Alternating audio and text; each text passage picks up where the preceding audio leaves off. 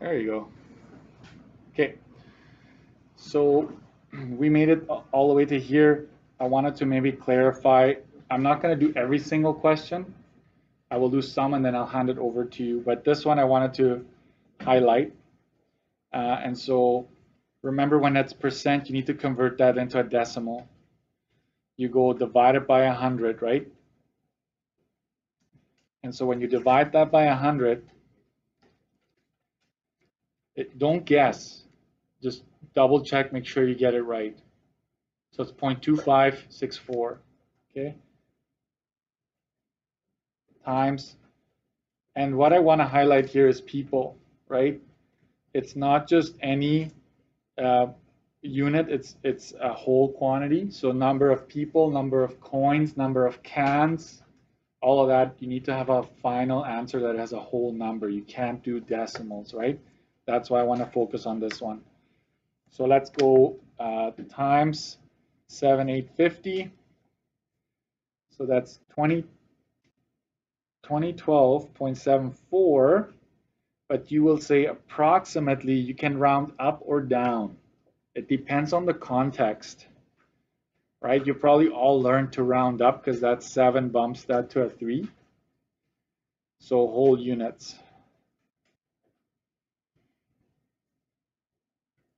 If you wanted to calculate how many people fit into a room, or Sisler, let's say, you would probably round down, correct? If you do your calculations, like, well, I should probably round down, right? Otherwise, I'm over. And so that it varies, okay? Question 4. These are going to show up quite often. I want you to write down the name, the official name for these kinds of questions. You probably know them as cross multiply and divide. Your teachers will have had various ways to show you how to do these, right? So we call them proportional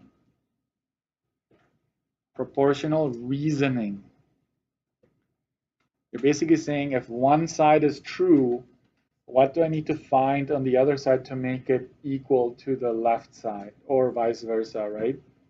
So proportional reasoning is when you hear those words, you're thinking of cross multiplying and dividing. And I'm going to highlight where the variable is. That's the most important thing. In each one of these proportions, right, we have a variable. You always start on the side of the variable. Watch carefully. You will start with the number and then go diagonally across, make an arrow, right? You start your journey where the variable is. In this case, the number is here. You go up, multiplying, and then I go arrow to the remaining number and I divide at that point.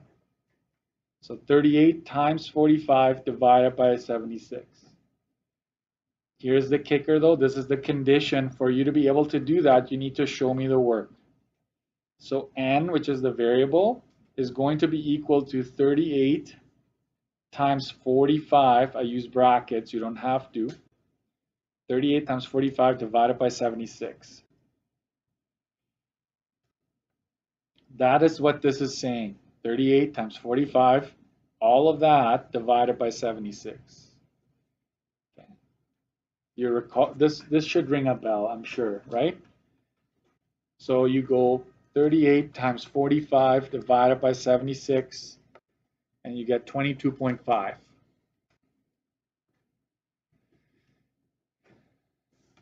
22.5 is my answer. That is the final answer.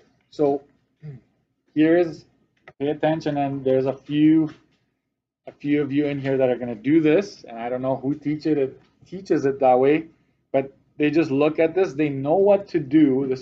These students know what to do, but they'll just go done, move on, right? Like they'll omit this whole step and just do that, and that's wrong, okay?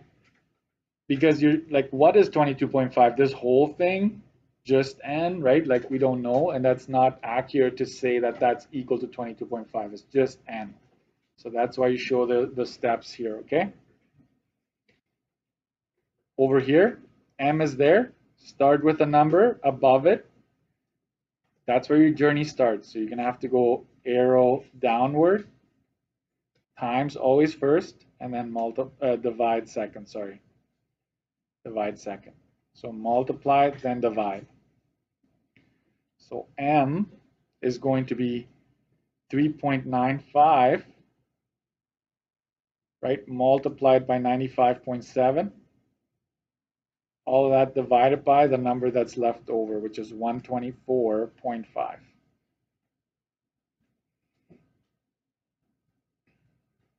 And you're going to try this in a bit. Doesn't matter what the numbers are, right? You just go ahead and do this. Right? You type that in, you get 3.0. What would we round that to? 3.0, 4. Yes, the 6 bumps it up to a 4. No units, notice that there are no units in this case, no people, cans, dollars, nothing. So it's just a number, okay? Last one, variables on the right side, it's here. So you start with the number above it in this case, arrow down, you multiply first, then you divide. So x will be 1.25 times 0.85, right? Multiply, and all of that is divided by 1975.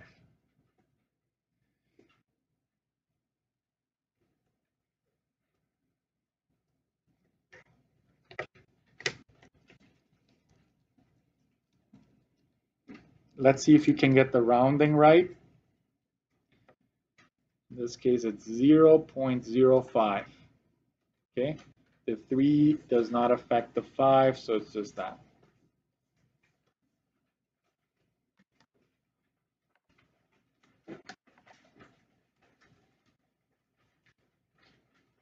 Okay, so I want you on your own to try the questions that are on the back side.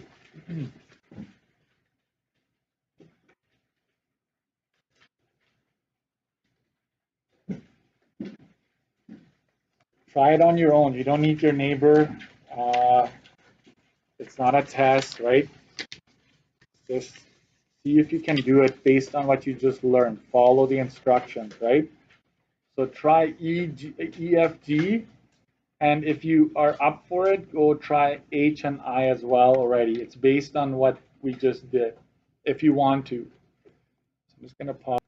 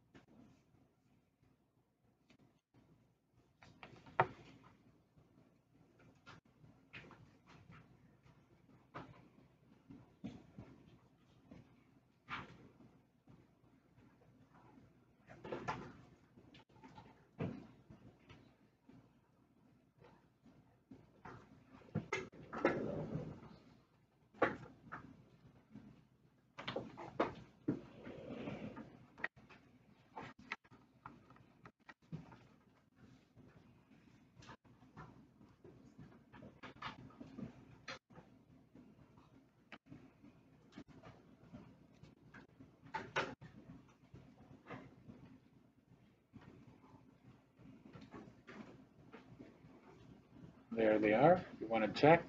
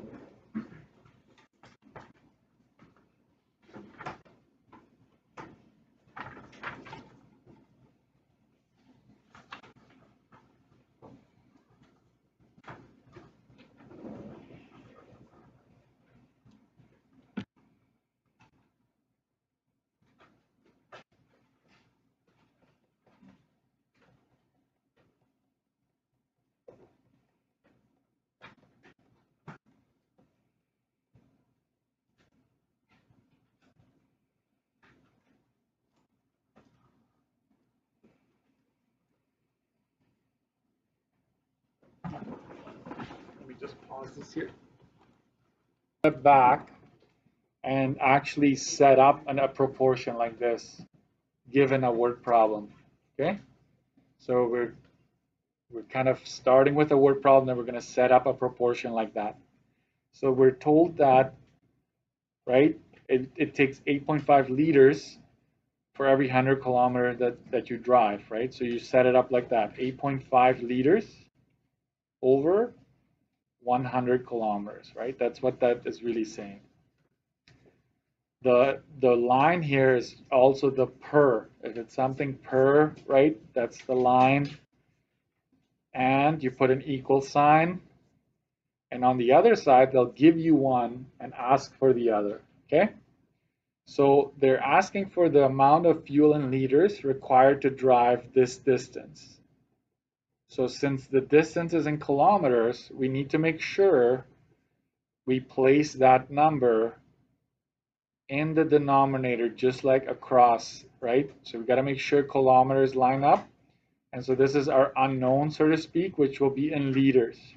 So if this is true, then we could also figure out how many liters for a longer distance. Okay? So same thing applies. This is where your unknown is, right? I'm going to highlight it here because it's a word problem. That's my unknown. So I do the same thing as before, cross multiply and divide. But there's one added level of difficulty maybe that you need to make sure your final answer has the proper units, right? So x is going to be 1259 times 8.5.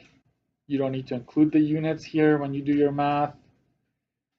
Just make sure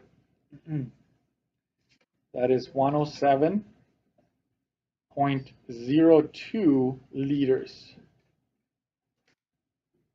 That's how many liters you would need to travel that distance. Okay, and so include units.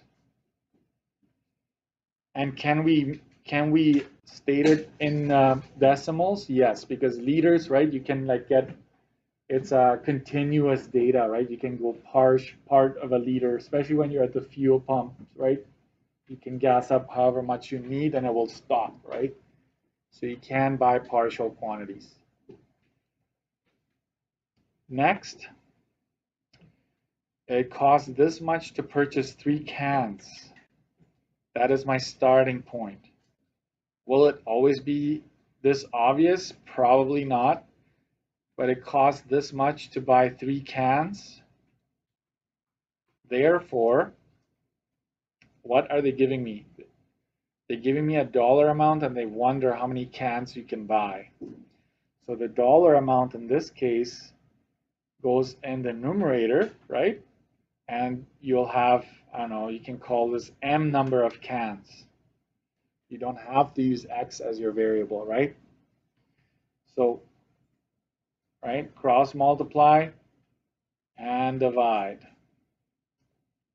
So M is 350 times 3 divided by 128.90. This you can actually apply for a lot of problems in real life, okay? Like if you're trying to buy a certain quantity, you have this much money, you can figure out if one costs this much, how much am I going to get for this much, right? So M is, and we know that it's number of cans, right? We know that because of our setup. So if you do the math there, you get 8.145, and that keeps going, which is approximately 8 cans, right? You can only buy 8. Even if this had been 8.99, you technically cannot buy 9. You can buy 8 for sure and then have some money left over, but this is where you need to do whole units, right? Whole units. So just watch out for that as we go through the course. Context tells you what you need to do. Okay, so this is where your calculator skills come in. I just want you to type things in and calculate it in one shot. Later on, we'll do it in steps. But right now, I would just like you to grab your calculator and you go 7 times 2.85 times 1.12, right? Plus 2 times 19.75 times 1.07. The calculator knows that multiplication comes before addition, so you can just type it all in one shot if you have a calculator that allows you to do that. And this is what you get. There's no dollar sign anywhere. So this is just 64.61, right? The 9 bumps this to a 1. Most of the time, you'll be asked to round to 2 decimals, like 99% of the time. There's one unit where we make an exception, okay? Are you able to get this? Try it, right? Like whatever calculator, I think your cell phones work as well. If you're using your cell phones, I'm not sure. I haven't tried it, but that's what you're supposed to get. Let's try another one. Go ahead and type this in and I'll meet you at the end there, right?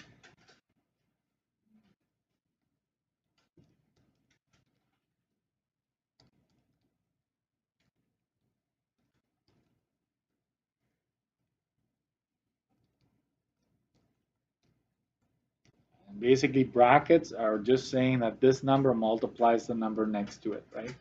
Sometimes only one of the numbers has a bracket. That's still fine. It's still saying the same thing. So don't let that throw you off. It's just notation, right?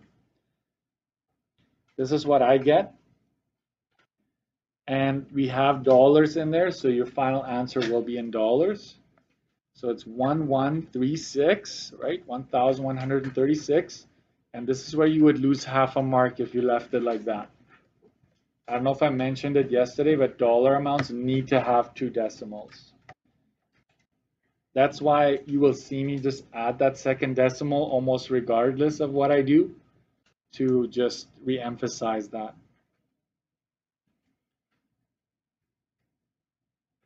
Okay, so this is calculator. You know how to use your calculator kind of thing. Okay, try this one here on your own. See if you can figure that out. I'm curious to see what folks will get here.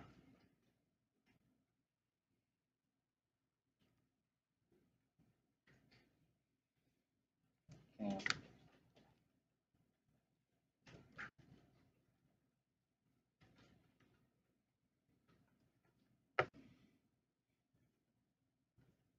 It's either or it's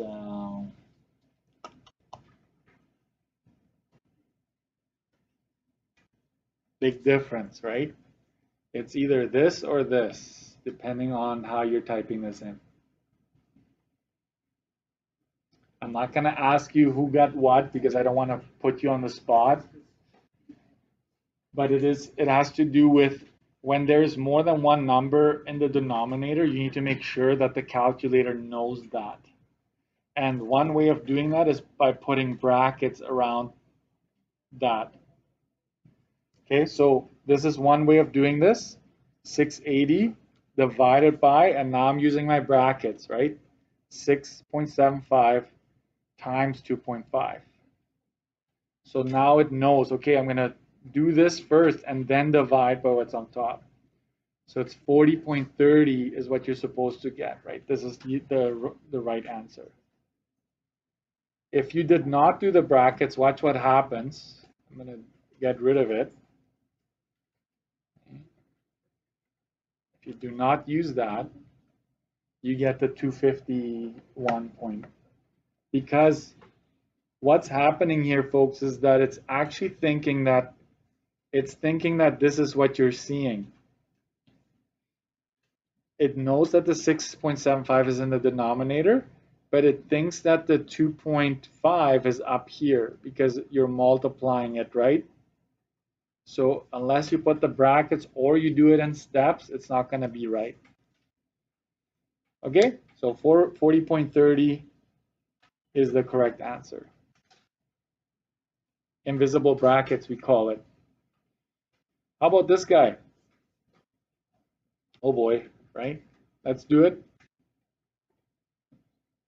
I want you to try D and E as well. Try both of those. See what you get. It doesn't matter if you got this one wrong just now. You keep trying. Don't beat yourself up, guys, okay? Just learn. Right now, you just want to learn from your mistakes, okay? Life is tough enough. Don't beat yourself up, right? So just, it's like, okay, learn, move on, right? Try another one. You're going to get better at it.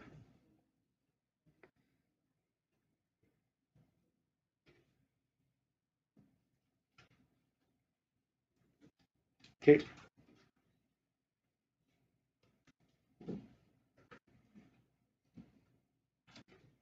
It's probably a good idea to do D in steps. So 680 divided by 35.25 times 4, close the brackets, and I'm going to write down what that is. And this is, I'm going to, yes, hi. Yes, I do. Sure, I will send them right now. Yeah. I didn't forget, no, it wasn't quite the time yet. Oh, wait, what am I doing here? 8227, yeah. Can you listen carefully here? If you want to do this in steps, do not round to 2 decimals here.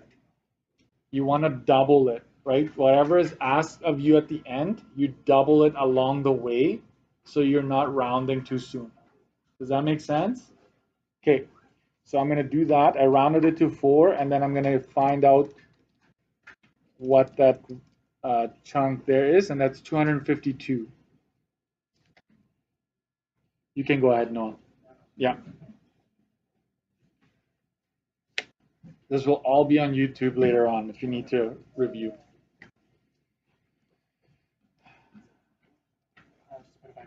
Yeah. Yeah, right there is good. Yeah, take care. All right, so you get this, and now you can round to 2 decimals. It just so happens that there were no decimals associated with 252, so nothing really happened. But it could have been that there was a decimal here, and when you add, then it does bump it up, right? So 256.82. Okay. Let me know if I make a mistake, okay? I do make mistakes here and there, unfortunately. 3, I wish I could say a testing if you're paying attention. 3 divided by 14 is what I would do first to get that, and then I would go times 250. It's people, so you write down what it is as a decimal, and then you say approximately 54 people. I prefer you stating the decimal and then the whole number, not just straight whole number, right? Like that way we can tell. Okay, so this is BEDMAS using your calculator. Maybe some of you learned something new. Some of you just make sure that skill is still there. Okay, taxes. Taxes are going to come up quite often. So in this course, there's before and there's after tax. And I think it makes sense, right? Before tax, obviously it does not include tax. After tax means that's the price after taxes have been applied, right? But for some reason, students still mix that up. So including tax, the province usually uses before and after. That's just how it is, okay? Okay, so Jenna purchases 3 pop drinks at $1.25 each and 4 Dream Donuts for $1.50. So let's do the before tax here. I'm gonna just go 3 times $1.25. Write this down, okay? 4 times $1.50. If you type this in one shot, you get what was it? $9.75. This would be the price before tax. After tax, we're going to do that on the side here. You watch this. I'm going to do it differently, most likely than you've learned in the past. So you take your price, and taxes are what? 7 and 5, 12%, correct? For most items. So you multiply it by 1.12, not 0.12, 1.12. So if you go to a store ever and you want to know how much is this going to cost me, multiply by 1.12. Take your phone times 1.12, right? Because you are paying 112%, right? The item is 100 plus 12% is, right, 112. So that's what this is. So let's go 9.75 times 1.12. That's 1092, including tax. That's how we do taxes in this course, okay? Some of you might have learned multiply by 0.12, right? You get a number, you add it to 975, and then you have it. I'm not going to mark it wrong. I'm just going to say this is a lot faster, okay? Okay, let's keep going. Jake buys a new console, $399.99. 2 games at $54.99. So this is before tax, right? You do this, and you can just do it all in one shot. You get $508.98. Is this right? Yeah, 508. That's before tax. After tax, you take the 508.98. Oops, what happened there? Times 1.12, and you get 570.06.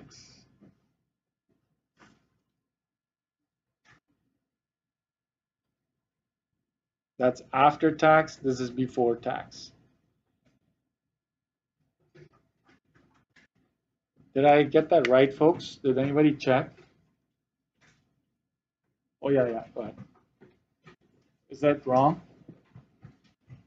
I get a thumbs up front here. I just want to check you're following. Okay. I know some of you know your taxes. I just want to make sure we all know quickly how to do it, right? Okay. Yeah. I'm off by a bit. See, let's just put this on there. My mistake wasn't on record, so that's good. I like the noise level to keep it down as much as possible, right? Okay, so just quick. For tickets, not that much, so this would be before tax, right?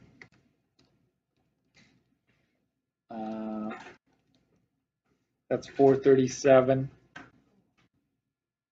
right? And that's before tax. 437. That's 489.44 after tax.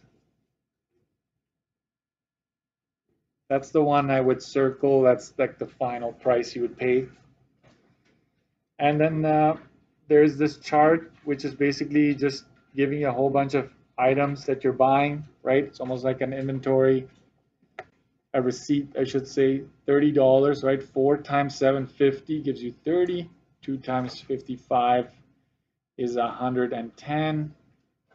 3 times 1250, that would be 3750. And then obviously it's just 1 times 250, 99. You can add it all up now, right?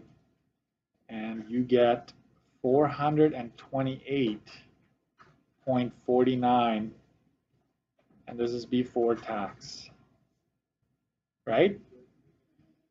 That's the subtotal, so to speak. And then we will multiply this by 1.12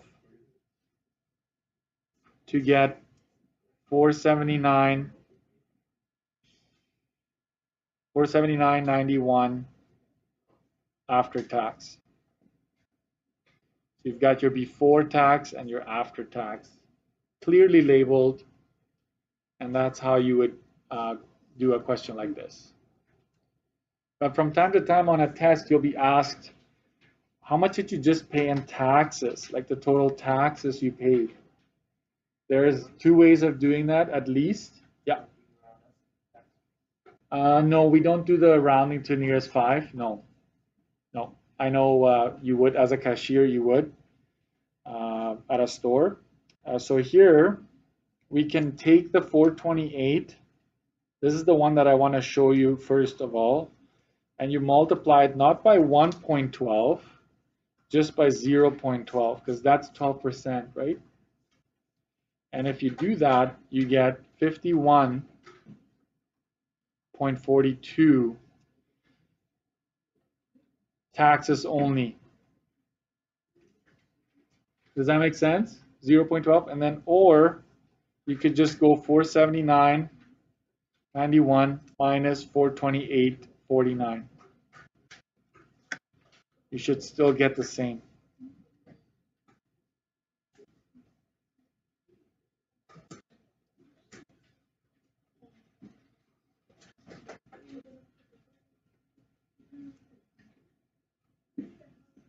Okay?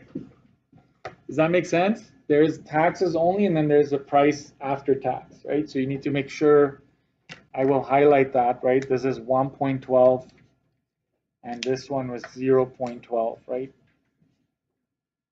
So taxes only.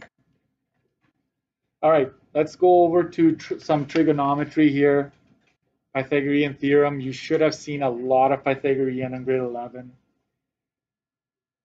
You remember a squared plus b squared? I will change that, okay? Amrinder and I forget your name. Let's be quiet, okay? Okay, you need to label your hypotenuse first and foremost, which is always across the 90-degree angle, right? So this is your hypotenuse, and the other ones are called leg and leg, right? Pythagorean theorem states, let's write that down, Pythagorean theorem, it states that the hypotenuse squared is equal to leg squared plus leg squared. That's really what I want you to remember. Because what if somebody throws a curveball at you and labels the base as C, right? You're so used to C being your hypotenuse, right? What if it's not the case? So forget about that and just say, hey, hypotenuse squared is equal to leg squared plus leg squared. And then you substitute in. K is unknown, so we go K squared is equal to, grab one of the legs and just write them like that, 2.75 squared plus 3.15 squared. Right? You're essentially just plugging in. And watch what I'm going to do next. I want K, right? I don't want K squared. So I'm going to say if I want K, I need to take the square root of the other side. Does that make sense? You may have seen it a different way, but trust me, it's the same thing.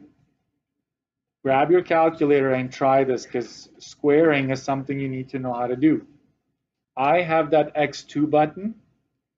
You may not have that. You may have that little hat, or you could have a YX button. They all do the same thing. They allow you to put something to the power of.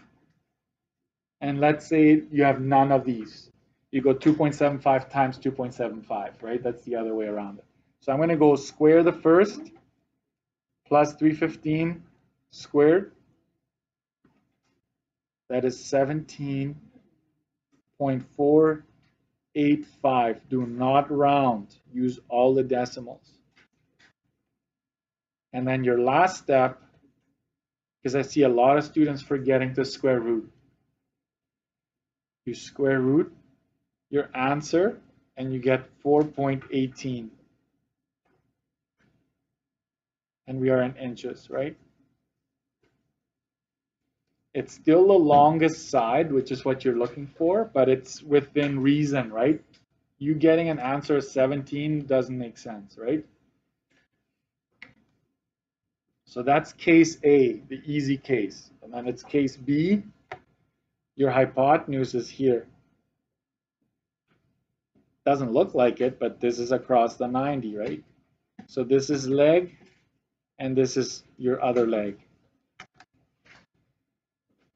What happens here is that to get that leg squared, you take the hypotenuse squared and you subtract the other leg from it. Am I talking gibberish, or does this make sense? I hope it makes sense. So when you're missing your hypotenuse, you want to use this version. If you're missing one of the legs, you have to use this version. So I don't know if you I wouldn't add this to my study sheet yet because we're gonna do trig a little bit later. So these are the two options, versions of the Pythagorean theorem. Anyways, the one you want to know, you're gonna plug it in here. You're gonna take your hypotenuse, which is 15.78. You're gonna square it, and you're gonna go minus 7.65, and you're gonna square that as well. Everything squared at first. To get m, you have to square root whatever you're going to get here, and that's going to be given to you by your calculator. And I really would like you to know how to do this, how to square numbers with your calculator.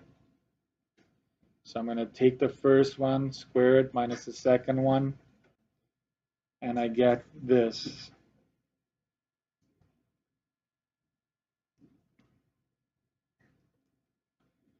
And you get 13. If I square root it, I get this. The hypotenuse is, oh yeah, go ahead.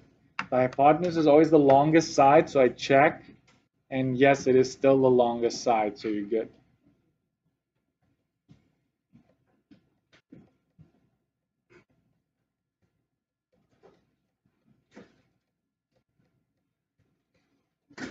We're gonna skip finding the areas of the triangles for now. We're gonna skip reducing fractions for now. So if you just have this written down.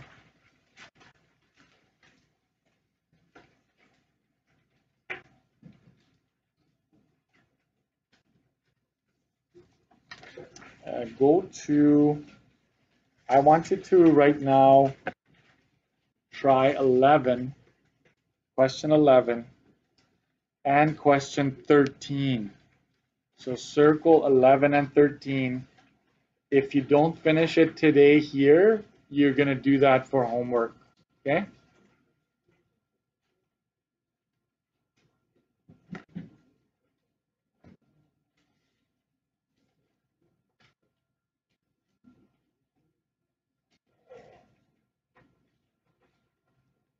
And if you're done, okay, if you're done 11 and 13,